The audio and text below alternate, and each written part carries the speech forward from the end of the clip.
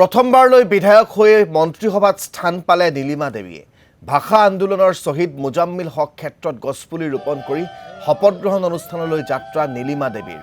বিশ্ব পৰিৱেশ দিৱস উপলক্ষে মোজাম্মিল হক ক্ষেত্ৰত নাহৰৰ পুলি ৰোপণ কৰিলে নীলিমা দেৱীয়ে। বিজেপিৰ জ্যেষ্ঠ নেত্ৰী নীলিমা দেৱী অসম আন্দোলনৰো আছিল এগৰাকী অগ্ৰণী নেত্ৰী। আন্দোলনৰ সময়ত কাৰাবাসো খাটিছিল নীলিমা দেৱীয়ে।